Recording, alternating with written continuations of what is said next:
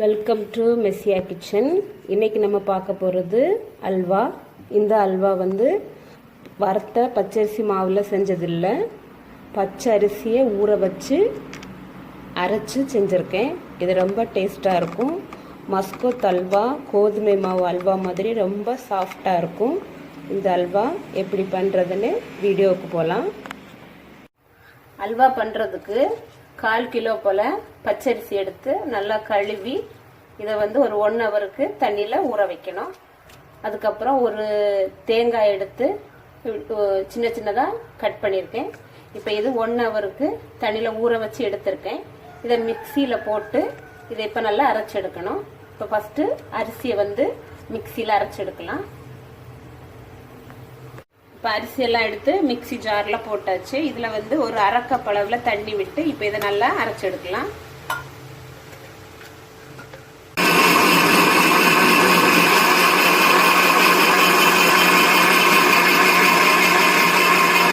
இந்த அரைச்ச மாவில் 1 கப் அளவில் கூட கொஞ்சம் தண்ணி விட்டு நல்ல தண்ணியாக இருக்கணும். இப்போ இதை வந்து நம்ம ஃபில்டர் பண்ணி எடுக்கலாம்.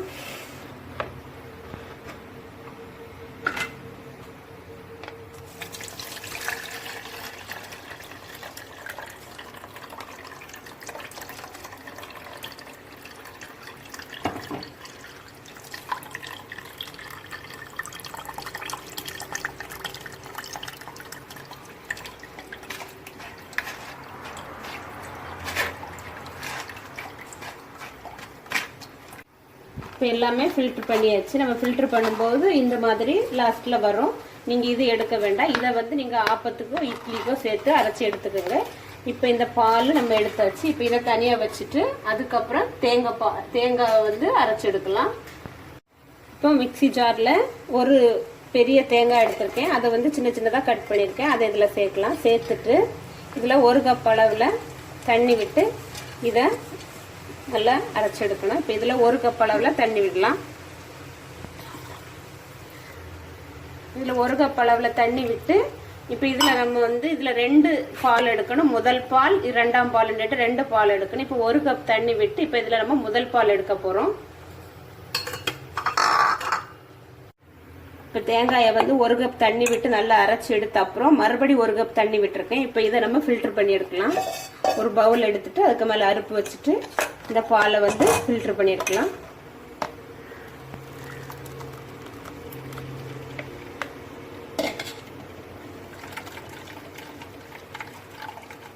இப்போ பால் வந்து அரைச்சாச்சு. இது வந்து முதல் பால். இதை நம்ம தனியாக எடுத்து வச்சுட்டு அதுக்கப்புறம் இதில் வந்து மறுபடியும் ஒரு 2 கப் தண்ணி விட்டு இதை மறுபடியும் மிக்சி ஜாரில் போட்டு அரைச்சி எடுக்கலாம்.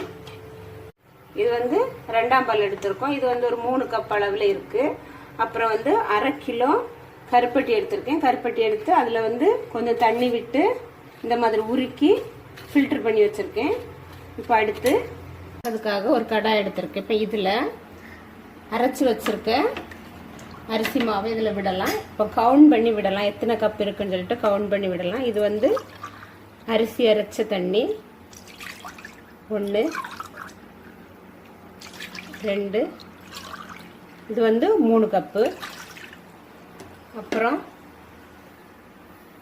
இது வந்து 2ஆம் பால். இதில் எத்தனை கப்பு இருக்குன்னு பார்க்கலாம். 1 கப்பு 2 கப்பு, இதுலேயும் 3 கப்பு. மொத்தம் இதில் வந்து 6 கப்பு அரிசி அரைச்ச தண்ணியும் பால் தண்ணி மட்டும் மொத்தம் 6 கப்பு இதில் விட்டுருக்கோம். அப்புறம் இதுக்கு தேவையான அளவில் உருக்கி வச்சிருக்க கருப்பட்டி தண்ணி இதில் நம்ம பாதி அளவில் விட்டுட்டு கலந்து டேஸ்ட்டு பார்க்கலாம். டேஸ்ட்டு பார்த்து அப்புறம் வந்து டேஸ்ட் இல்லைன்னா நம்ம விட்டுக்கலாம்.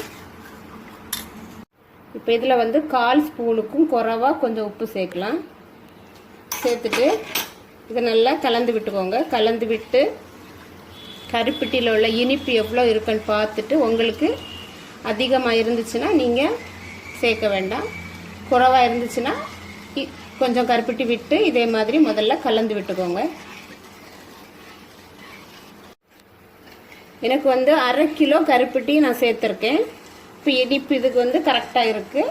இப்போ ஸ்டவ்வை ஆன் பண்ணி நல்லா கலந்து விட்டாச்சு. ஸ்டவ் ஆன் பண்ணி வைக்கலாம். இப்போ ஸ்டவ் ஆன் பண்ணி நான் கடாயை தூக்கி வச்சுருக்கேன். இப்போ நீங்கள் வந்து கைவிடாமல் இப்படி கிளறிட்டே இருக்கணும். நான்ஸ்டிக் கடாயினால இது வந்து நமக்கு வந்து ஒட்டாது. ஃபஸ்ட்டு நம்ம வந்து தீயை கொஞ்சம் ஸ்பீடில் வச்சு தான் கலந்து விட்டுட்டு இருக்கேன். இப்படி மெதுவாக நீங்கள் இது கொஞ்சம் கட்டி ஆகும் வரைக்கும் இந்த மாதிரி கைவிடாமல் கிளறிட்டே இருங்க.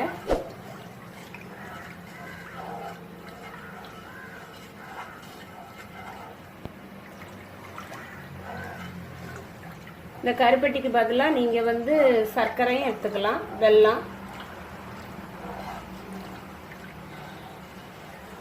கருப்பட்டி போட்டோன்னா டேஸ்ட் வந்து வெல்லத்தை விட நல்லாயிருக்கும்.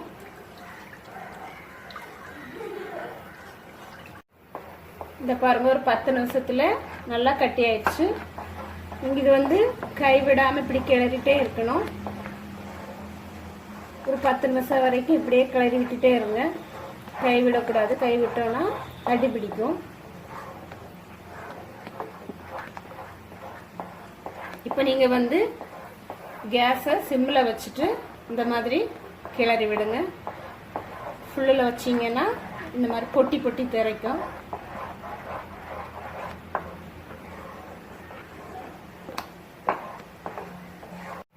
இப்போ என்ன பண்ணணும்னா, முதல்ல எடுத்து வச்ச அந்த பாலை, முதல் பாலை கொஞ்சம் பாதி அளவில் விடலாம்.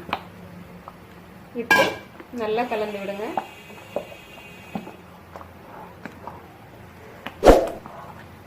பால் வந்து எல்லா பக்கமும் நல்லா படுற மாதிரி நல்லா கலந்து விடுங்க.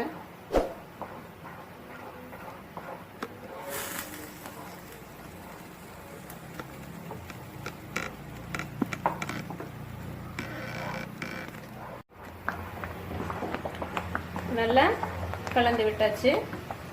மறுபடியும் மீதி இருக்கிற பாலை அப்படியே அதில் மறுபடியும் விடலாம். விட்டுட்டு அதே மாதிரி திரும்பவும் கலந்து விடுங்க.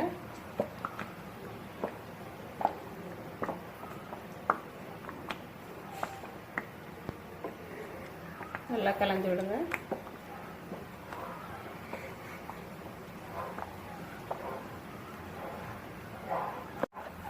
இப்போ இதில் வந்து ஒரு அரை மணி நேரம் ஆயிருக்கு. இந்த அளவில் கட்டியாயிருக்கு. இப்போ இதில் வந்து தேங்காய் எண்ணெயில் வந்து கொஞ்சம் கேஷ்நட் போட்டு வறுத்து வச்சுருக்கேன். அது இதில் சேர்க்கலாம்.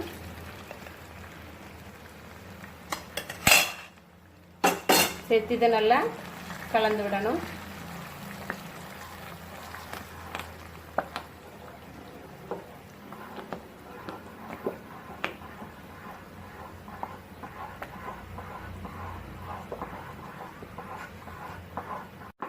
இப்போ இதில் விட்ட எண்ணெய் எல்லாமே நல்லா கலந்துடுச்சு. இதே நல்லா இந்த மாதிரி கிண்டிகிட்டே தான் இருக்கணும். ஒரு 1 hour கிட்ட வரும். கிண்டி முடிகிறதுக்கு இந்த அல்வா பதம் வர்றது ஒரு 1 hour கிட்டத்தட்ட ஆகும். இப்போ இந்த எண்ணெய் எல்லாமே அப்சர்வ் ஆயிடுச்சு. மறுபடியும் இதில் கொஞ்சம் தேங்காய் எண்ணெய் விடலாம். தேங்காய் எண்ணெய் விட்டு கலந்து விடலாம்.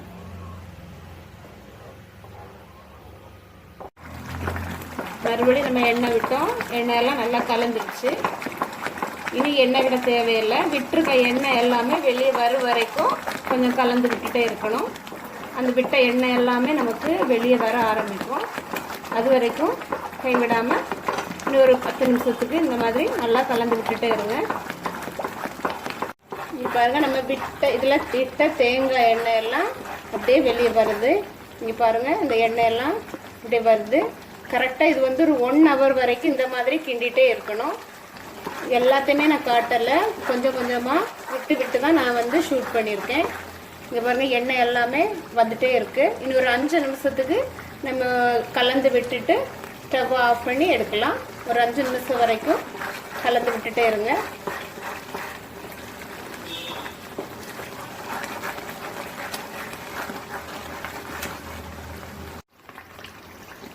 இப்போ அல்வா வந்து ரெடி ஆயிடுச்சு. இதில் வந்து 1/4 லிட்டர் எண்ணெய் விட்டுருந்தேன். எல்லா எண்ணெயுமே வெளியே வந்துடுச்சு. இப்போ ஸ்டவ் ஆஃப் பண்ணிவிட்டு தட்டில் ஊற்றிடலாம்.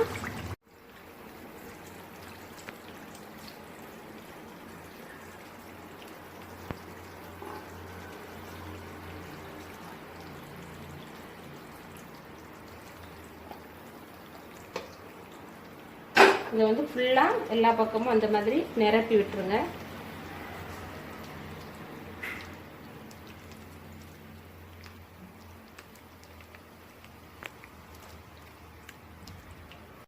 அந்த தட்டில் இருக்கிற எண்ணெய் எல்லாமே இப்படி நீங்கள் வெளியே வடித்து வெளியே எடுத்துருங்க. இந்த எண்ணெய் வந்து அவியல் கூட்டு வைக்கும்போதும் நல்லாயிருக்கும், தாளித்து விட்டிங்கன்னா நல்லாயிருக்கும். தாளிக்கிறதுக்கெல்லாம் இந்த எண்ணெயை பயன்படுத்தலாம்.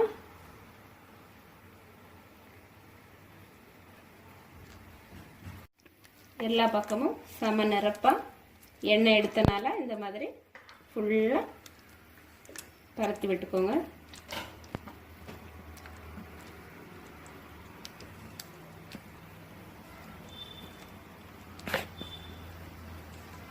இது வந்து 1 கப்பு அரிசியில் தான் செஞ்சுருக்கோம். இது ஒரு 1.5 கிலோ அளவில் அல்வா கிடச்சிருக்கு.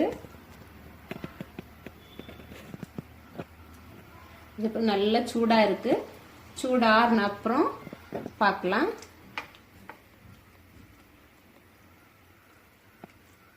அல்வா வந்து ரெடி ஆயிடுச்சு.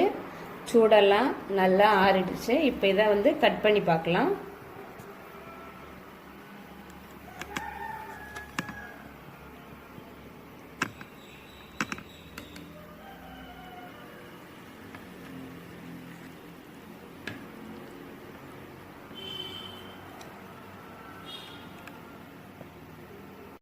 இங்கே பாருங்கள், கோதுமை மாவு அல்வா மாதிரி ரொம்ப சாஃப்டாக இருக்கும். இது வந்து பச்சரிசி மாவில் பண்ண மாதிரியே இருக்காது, ரொம்ப டேஸ்ட்டாக இருக்கும். இதே மாதிரி நீங்கள் செஞ்சு பாருங்கள். செஞ்சு பார்த்துட்டு உங்கள் கமெண்ட்ஸ் எனக்கு சொல்லுங்கள். பிடிச்சிருந்துச்சுன்னா லைக் பண்ணுங்கள், ஷேர் பண்ணுங்கள். மறக்காமல் மெஸ்ஸியா கிச்சன் சேனலை சப்ஸ்கிரைப் பண்ணுங்கள். தேங்க்யூ. அது அப்படியே